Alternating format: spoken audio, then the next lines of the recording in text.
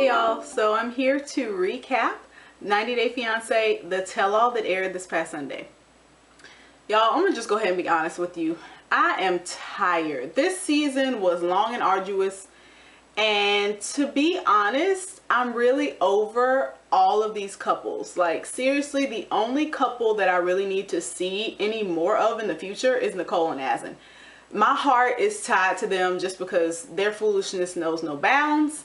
And I just simply can't get enough of Nicole and Asin, just like I can't get enough of Danielle and Muhammad. I will follow that storyline, both of them, literally until the end of time. There's nothing that they can do that will stop me from watching them if TLC wants to continue to put them on TV. For the rest of the 5 couples, I really don't need any more of them. I feel like we have been fully updated. We know what's going on in their lives.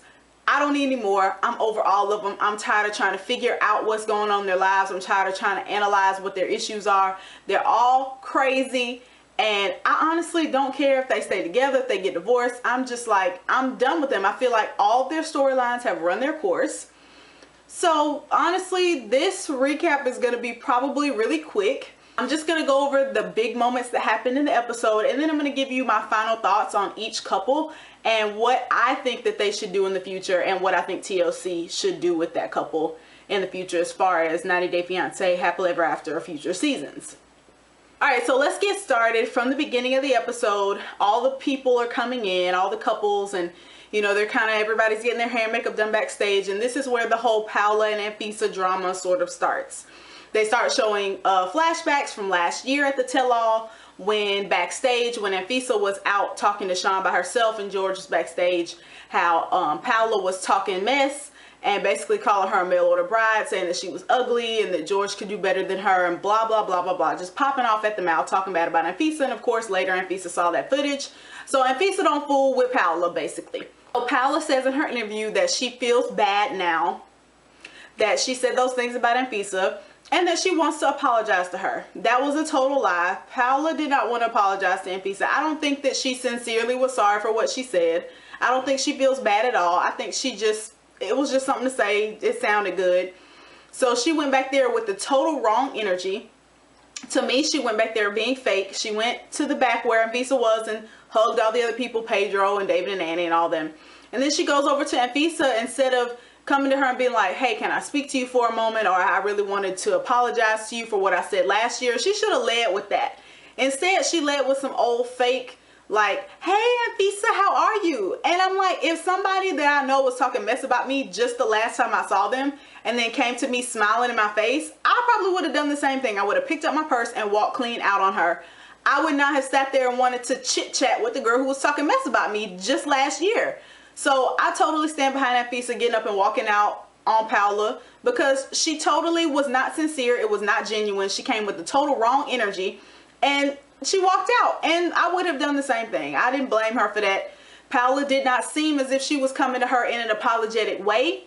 She came at her like she was on some fake stuff, and I'm not with that fake stuff either. So Anfisa, good for you for getting up and walking out. She didn't want to hear anything she had to say. Fantastic. Amazing. So as soon as Anfisa walks out, Paula immediately flips the script and starts talking bad about her again. She was like, oh, I can't stand her, blah, blah, blah. And I was going to come apologize, but not when she acts like that. Like, that's not the attitude of someone who is truly apologetic for the things they said. She should have said something like, oh man, I can't believe she just walked off on me. I just want to apologize, but I understand why she doesn't want to talk to me, because I was talking mess last year. Like, just be real. Like, you know that you were talking mess about her. You know that she saw it. You know that she's probably still a little salty about it because y'all have not seen each other since then. And then you come in smiling in her face like y'all are best buds, and she walked out. Like, you should have owned up to that and been like, I totally understand why she just walked out. Like, I just wanted to apologize. But instead, she starts going off calling her the B word, and she can't stand her and her attitude. So I'm like, so you really didn't want to apologize then? I didn't see an apologetic attitude from Paula, and I'm over her. Of course, all of this animosity from backstage is still brewing inside of Anfisa. And there was a moment in the middle of the episode where apparently the producers backstage were trying to get George's attention, telling him to sit up or something like that, which just seemed weird to me because Sean was talking to Chantel and Pedro about something. They were like literally in the middle of a conversation, and Paula's waving her hands and trying to get George's attention to tell him to sit up. And they didn't say cut. They didn't stop rolling tape. Sean acted as if she had no idea what anybody was doing. She didn't know what was going on because she was so engaged in conversation. So Paola is waving to George, trying to get his attention and saying, hey, they want you backstage. I guess Anfisa took it as she was maybe making funny faces at her or waving at her or something like that. I mean, it was kind of clear to me what Paola was doing. She was literally pointing to the producer saying, they want you. And so Anfisa took it as she's messing with me again. And so she flips her off. And then Paola, of course, blows up. She starts saying, oh my God, she flipped me off. And Sean is all confused and discombobulated, honey. She don't know what's going on because she was just so intent in this conversation that she was having with another couple that she missed the whole exchange between Paola and Anfisa. So she's confused as to why Paola is upset now. And so she's going off saying that Anfisa needs to behave and that she flipped her off and that was uncalled for. And I was just trying to get his attention. And Anfisa was like, well, they'll get his attention, blah, blah, blah. They go back and forth. And then all of a sudden when Paola tells Anfisa that she needs to behave, Anfisa says, well, you should have behaved last season. And all of a sudden she gets up like so fast. Like, Anfisa jumped up and was across the floor on top of Paola so fast. I mean, she moved at like vampire speed. I didn't know the girl could move that fast, especially with some heels on. But she moved pretty fast and got over there and just stood over. She didn't do nothing. And so, you know, of course, everybody's pulling her back. Chantel jumps up. Apparently, Chantel, I guess, and Paola are friends because she jumped up like she was trying to stop her friend from catching the case. And pulls her off of, you know, back. And George is like, get off of her, whatever. And so then Paola and Russ get up and storm off because, honey, this is their moment for drama and action. And so she storms off the stage, and a lot of people were talking about the whole, you know, potential fight and who would have won and all this and that. And I'm gonna just be real with you. I wouldn't put my money on either one of these women. First of all, they both had on Fashion Nova bodycon dresses, so ain't nobody gonna be fighting and nothing like that. I don't think either of these women can fight, honestly. If I had to absolutely choose, I mean, if I just had to choose, I would probably go with Paola, but not by much.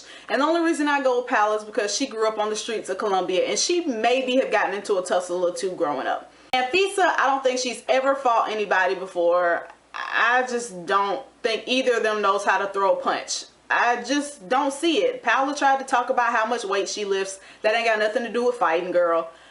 No, neither one of these women can fight, and that's why Anfisa didn't actually fight her. She just walked over there and stood and hovered over her. I honestly think the fight might have been fake. It might have been staged. It just seemed like, I don't know. It just didn't seem very genuine to me. I didn't think that they were gonna fight. I didn't think that it even took all that. Like, it escalated too quickly. It didn't seem natural. Like, the progression from them going back and forth and what Paola actually said to Anfisa to make her get up and come fight, like, it wasn't really fighting words.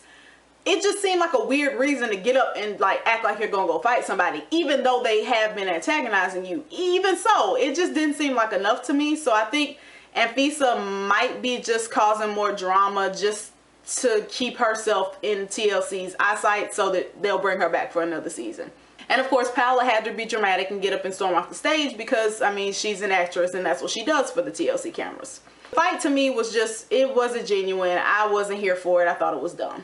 Let's move on to another person of interest, who is Molly. So apparently Molly has gotten her a new man, and he is similar to Luis. And they brought Olivia out there, and we're talking about how, you know, Molly has a new man now and about Olivia moving back home. And Olivia is basically saying that if this is going to keep repeating itself, this same exact scenario, then there's no way that I can go back home. And Olivia, just don't go. Just go to college, girl. Live your life. Your mama, Molly, we were all rooting for you. How dare you? Everybody was on your side, girl. We were so happy when you finally got rid of Luis. We thought you had come to your senses. But it seems to me like you're just determined to be dumb. You almost went Nicole. You Nicole level of stupidity at this point. If you continue to bring these young men into the house without really getting to know them that well and trying to make them somebody's stepdaddy. I'm done with Molly. I really honestly couldn't believe that Molly has done this again. And I don't know what it's going to take for her to come to her senses, but I know that I'm over it. I really honestly don't care what she does. She can bring whatever men into that house and try to raise Kinsley with them. She can bring however young of a man she thinks she needs to be a stepdaddy to her child. I hope she finds whatever she's looking for, but I am so through with her. I am so over it. I'm done. Next couple is David and Annie. David and Annie brought in Ashley, and TLC was petty, and they played the clips of Annie roasting Ashley to her mom on the phone. Ashley popped off at the mouth and got real upset and said that she didn't know nothing about her, and she knows what she did for a living. So we keep bringing up the, the dick sucking bar employment. And, Annie and David vehemently denied that that's what Annie did. And they think that, that Chris's wife, Nikki, who told David's kids allegedly that that's what Annie did, is, she's being real low. That's as low as she can go for doing that. And my thing is, a lot of people were saying, what does it matter what Annie did, and we should be slut shaming her? And I, for one, I can't slut shame nobody, because we all been a hoe at one point in our lives. Everybody done had a whole moment. It's just some of us, our whole moments lasted a little longer than others. One of us, our whole moment might have just been for a few months. Some people whole moment lasts a few years, but none of us are above our whole moments. So I agree, we should not be slut shaming anybody for what they do to make money to feed their family. That's their business and none of mine, and I'm not shaming anybody for it.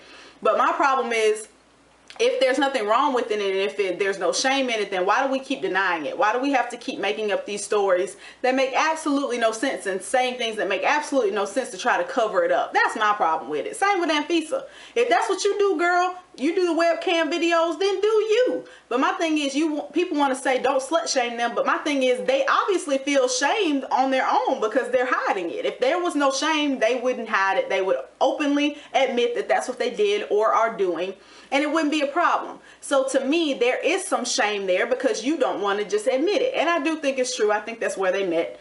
I didn't believe it for a second when Annie tried to act like she didn't understand what those kind of bars were, but yet she described the ping pong bar to full perfect detail. No, I don't believe it. I mean, people are saying Annie was a flight attendant or something. Okay, that she can have more than one job. That don't mean nothing. They had this little sweet moment at the end with Ashley where they're saying that they're working on their relationship, and David and Annie and Ashley all cried. It was real cute and sweet. But to be honest, David's always going to be broke, and he's always going to be begging off of somebody else. And like I said, I'm tired of trying to figure out where Annie and David met. Is he going to be a good dad to his kids? Are they going to have a baby? I don't care. Whatever y'all want to do, as long as I don't have to watch it on TLC, I'm fine. Move on with your lives. Pal and Russ, I don't even have any words for them. They brought out wine. It was drama. It was fake. They're fake. Their whole relationship is fake. I don't care about them. They need to go away. Like, I don't need to see Pal and Russ ever again in life. If I see them again, it'll be too soon. I'm done with their storyline. I didn't need to see them this season, and I don't need to see them ever again. I don't care. If Paula wants to take naked pictures, fine. If Russ wants to be mad about it, who cares? If Juan and Russ never like each other, okay. I don't care. Just don't put them on TV no more. I'm tired. I am tired. Pedro and Chantel. So Pedro and Chantel still don't want to admit what each of them is doing wrong. That's really the problem in their marriage. They both are correct for their right points, but they don't want to point out the wrong points. They just want to point the finger at each other and say what each other is doing wrong. That's never going to work in their marriage. They need to get away from their families completely and just give it up. They showed the clip of the fight, and Chantel was elbowing Pedro the whole time, saying, see, you started it. And I'm like, girl, we all know River started that fight. We have a consensus in Twitter land and 90 Day Fiance fanverse that River started that fight, and Pedro was just fed up and went and did it. Now, I don't necessarily condone violence, but I see why Pedro did it, because I would have been over it too, and I probably would have reached across the table and snatched somebody up myself. So Pedro and Chantel, like I said last week, their marriage can work, but do I think it is? Probably not. But like I said, I don't need to see them no more either. I'm tired of Mother Chantel, Father Chantel, winter, spring, summer, and fall. I'm tired of all of them. I don't need to see River, Stream, Creek, Babbling Brook, none of them. I'm over it. Whatever Chantel and Pedro want to do is fine by me. Get divorced, cool. Stay together, cool. Keep arguing and fighting over chicken wings, fine by me. Whatever. George and Anfisa. So George and Anfisa's big thing this episode was the discussion with the baby mama. They had her call in. They blocked out her name, so we didn't know who she is. And she was still talking that nonsense like she was last week on the phone. She says that George and Anfisa have not reached out to her since they called her the last time on the show. I don't know why she expected them to. George has admitted that he hasn't taken a paternity test, but he did say that he was willing to take one, but I don't necessarily believe it. I think George is going to dodge, dip, duck, dive, and dodge that paternity test because he doesn't want to know the truth. Deep down, I think that that baby is George's, and I think that's why he's been trying not to get this paternity test, because he can just continue to say it's not his if he don't really know for sure. Getting that DNA test is like final, and he will know for sure that it's his, and he can no longer deny it. He will have to take care of this kid because he will know that it's his. I think by him not getting it, he can just say, oh, the dates don't line up, oh, it's not my baby, I don't blah blah blah, and keep dodging the paternity test. I think it's probably his, but the baby mama called in and said if he gets the paternity test and it comes out to be George's baby, Sean asked her, what do you want from him? And she said, nothing. So why are we talking to you? See, that's why I'm so done with these folks. This woman got on TV ranting and raving about this man, and then when they finally ask her if it's his, what do you want from him? I don't want nothing. So you just want to know who the father is? Like, that's all? You just want to know, but you don't want any help. Well, why does it matter to know then? If the man's not ever going to be in the child's life, he's not ever going to help financially or with any kind of support, why does it matter that you know? I don't get it. Just move on with your life, girl. Go on. Bye. But like I said, I think the child is his, but I don't think he'll ever take the paternity test. Is he going to get arrested? I don't know. I don't care. He probably going to do some jail time, maybe. I honestly, whatever. Anfisa is biding her time so that she can leave George. The only reason George and Anfisa are still together is because they're on TV, and that can potentially bring them in money. The more that we see them, the more famous they are. That means more visits to their YouTube channel. That means the more endorsements she gets, the more fame she has, and so that's it. If they're not on the show anymore, she has no more use for George, and that's it for their marriage. But I don't care either way. Nicole and Azan. So when they went around asking about everybody's sex lives, and Annie traumatized us again, talking about some boom boom and screaming, Nicole and Azan. So when Sean went around the room asking everybody about their intimacy levels since marriage, or since, I guess, committing, and Annie traumatized us again, talking about some boom boom and screaming into a pillow or something, child. They got to Nicole and Azan and Nicole tried to make it seem like they have sex on a regular. That was a lie. I don't believe a word either of them was saying. They asked who initiates. Azan said most of the time it's, or they said it's equal. Azan said at first it's him, and then Nicole. It's 50-50. Y'all think Azan is initiating something with Nicole? Y'all really think Azan is initiating something? Azan won't even initiate a handhold. Azan won't even initiate a gentle touch, a hug, or anything. Azan is not initiating sex with Nicole. I don't think Nicole and Azan have had sex. They replayed the clip of where Nicole said we had sex, and Azan had a confused look on his face like this. Like, did we? And then Nicole starts laughing. Like, what dude do you know when a woman says we had sex looks like this? I don't remember. I don't think Nicole and Azan have done anything. They probably kissed, maybe did some heavy petting or something like that. That's it. That's the extent of sex for them. I don't think that Azan's member has ever been inserted into Nicole's body anywhere. I really don't. Like, I just don't believe it. I'm gonna need proof. I'm gonna need her to get pregnant. Like, I need Nicole to have a maid number 2 to prove to me that her and Azan have ever had sex. Until she gets pregnant, I will never believe it. Ever, not in a million years. They are not having sexual intercourse. There is no way possible. Sex to them might mean touching different body parts maybe, but I don't think that they are actually having sex. No. No way, no how, it's not happening. They start getting on Azan with all these questions about his job, and he doesn't have any plans to work, and Nicole was just cool with it. She just sat there like, okay, cool, I'm gonna support my man. I said, you go, girl. You a strong, independent woman who don't need no man to work. We're asking Azan about the other women, and Azan was just laughing. Nicole and Azan are so ridiculous that I can't help but love them, because the ridiculousness is at an all-time high. Nicole is determined to marry Azan. They're not getting married, but she thinks they are, and that's fine. And like I said before, this is the only couple that I really care to see in the future. All the other 5 can go. Molly and Luis number 2, bye. Pedro and Chantel, I'm over the family drama. It's just going to be more of the same. Goodbye. David and Annie, always going to be broke, moving from rented house to rented house and never paying rent. Never going to have their own. David's not going to get a job despite having his master's degree. The door. George and Anfisa, I don't care about the baby mama drama, because honestly, I don't even know if it's real. George goes to jail just fine. Anfisa will be fine on her own. She seems like she's capable of taking care of herself. Bye.